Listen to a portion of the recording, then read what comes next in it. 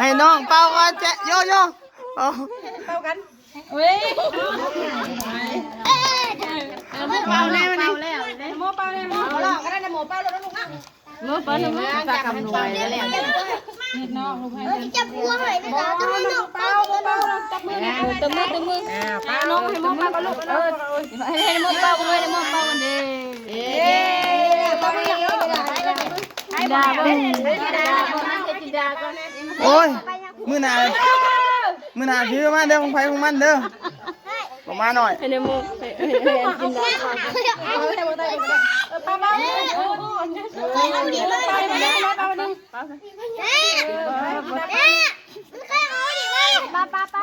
ดาป้าเดียวนะ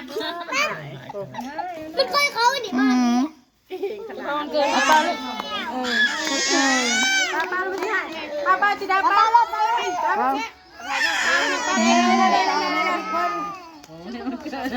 ต้องกินเลยถึงนี่เด้อเป้าเลยพ่อเค้กก่อนเดียวเป้าไปสิเพื่อกินมาได้พ่อมาเลยป้าไปนี่ป้าห่อนะฉันกินตรงแม่จานไหนจานเด้อพ่อกันเด้อ